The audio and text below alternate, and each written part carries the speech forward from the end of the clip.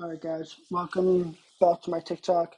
Today we're going to be going over a beginner guide for sports card collecting.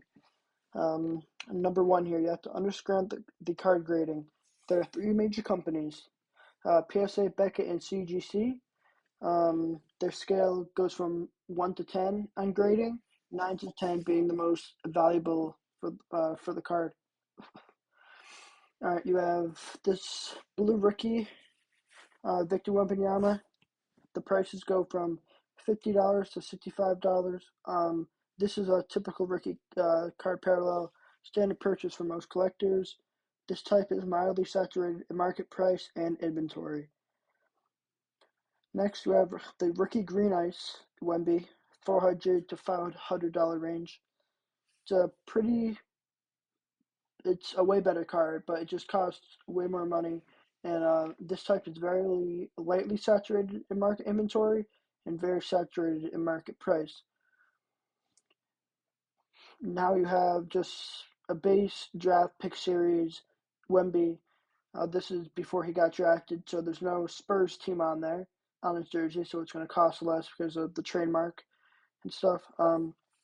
This ranges from $45 to $50, so not as expensive as the blue Wemby, but almost the same price. It's more of a beginner level card. Again, costing less than the blue Wemby, but not by a lot. This is super saturated in inventory and very lately saturated in price due to the rarity of said card. So what I mean by that is that this card, there's hundreds of thousands of prints of it, but not too many people actually buy the card. All right, so number two of sports card collecting guide is to stick to your budget. All right, you should set a limit on what you're willing to spend to avoid your impulsive purchases. You should keep track of market trends by checking sites like eBay, TCG Player if you are collecting more like Pokemon cards, or even Beckett. They have a good card site too.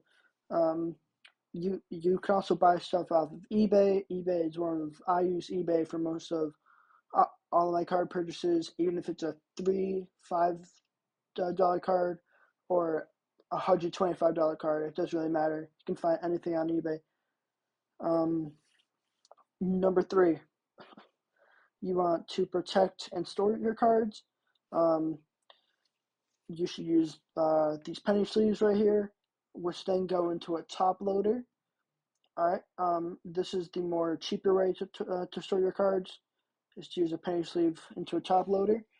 And then when you want to send your cards to PSA for grading, you want to use these card savers right here. They will not accept them any other way. Just a quick tip. You can also store your cards in these magnetic cases. These are really good. They help with sun glare, so then your cards don't fade away over time. You can also store your top loaders in a binder, which is also a very good way to carry around your cards without them being out and about. All right, guys. This is number four on the sports guide. It is keeping up with trends. All right, watch out for new releases, rising players, or trending cards.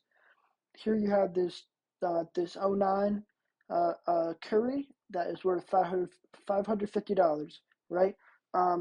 Give it 5 to 10 years when he's in the Hall of Fame. This card will be up to 750, 850, 950. This card has like a 2% chance of ever going down. Um, but then you have uh, players that are younger, not necessarily younger, but they are younger than 30, so they have a while until they stop playing, like Josh Allen. This is just a plain red rookie going for $200.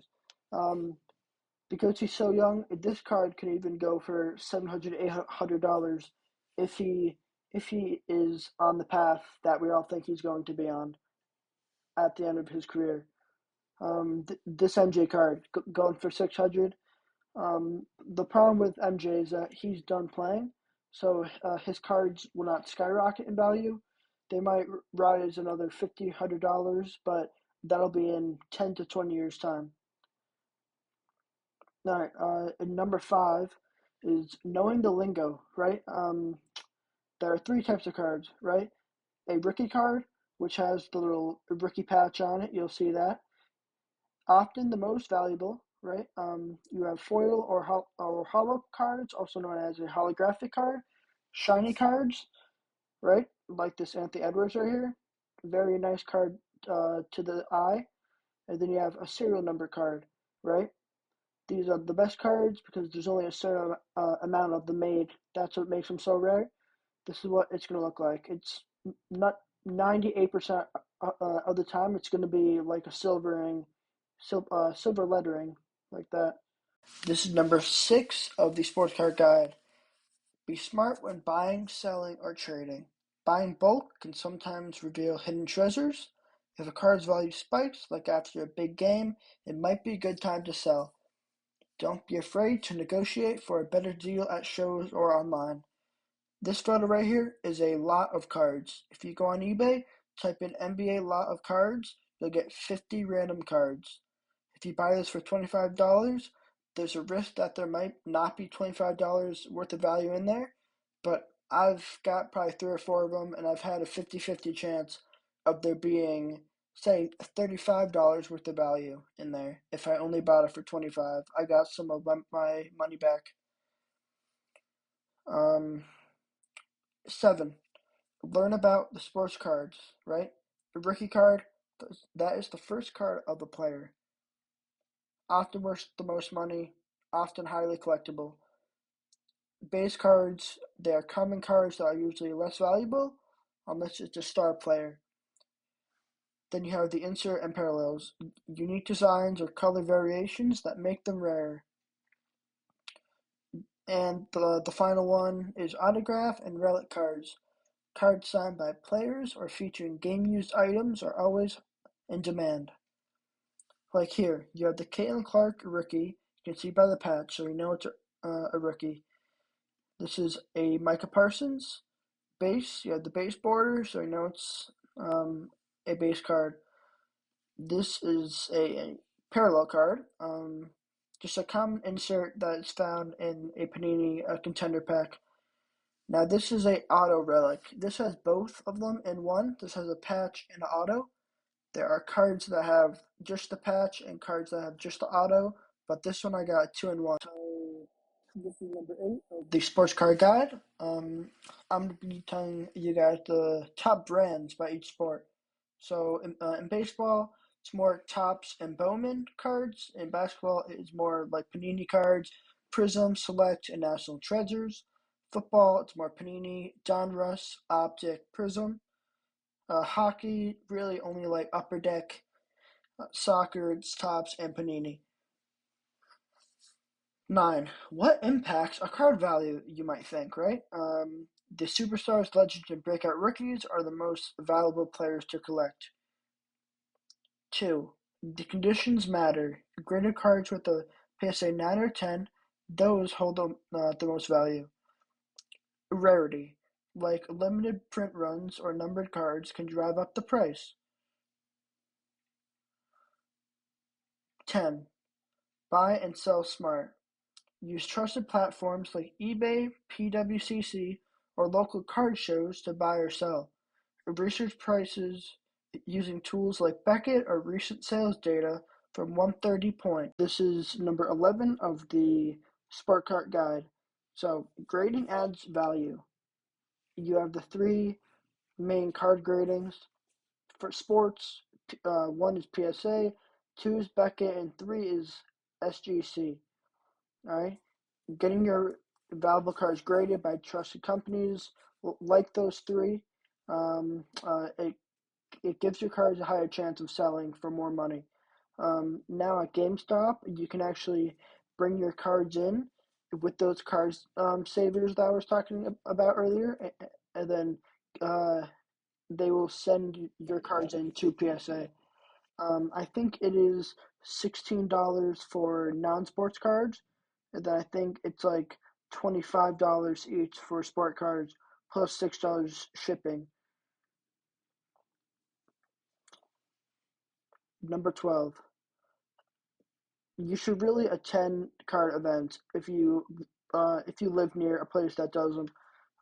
You can meet other collectors and learn from them. And there are actually some rare finds that are only available at these shows. Number 13, just keep learning, right? Follow blogs and YouTube channels for updates, and listen to Spark Card podcasts to stay on top of trends. Stay informed about players' performances and hype cycles that can affect their card value. This is number 15 of the Spark Card Guide. Specialize your collection. Pick a niche. Focus on a specific team, player, or card type. Or you can go vintage and get these older cards, pre-1980s, that often hold long-term value. Or you could chase prospects, invest in rookie cards, or up-and-coming players uh, that you think that are gonna hit superstar status. So what I like to do, I like to really focus on these four teams in cards because they do have the most rookies that are really balling out. Lions have St. Brown, Sam Laporta, and Gibbs. The Texans, they have Tank Dell, Collins, C.J. Stroud, and Derek Stingley. Thunder, oh my God, they have so many. Jesus, they have Chet Holmgren, Shea, and Jalen Williams. And then the Cleveland Cavs have Dean Wade, Evan Mobley, and Darius Garland. All right, this is number 16 of the sports guide. 16 is that you should understand pop reports, right? Grading services like PSA or BGS, they publish the pop reports showing how many cards of a specific type and grade exist. Low pop equals higher value. If only a few PSA 10s exist for a card, it becomes much more valuable. 17. Be cautious with fakes and reprints. Scammers do exist, especially with high value vintage cards. Learn to spot fake autographs, altered cards, and suspicious reprints. Always ask for authentication proof when buying expensive cards. Alright guys, thank you for watching my beginner's guide for sports card collecting, and I hope to make more videos for you guys in the future.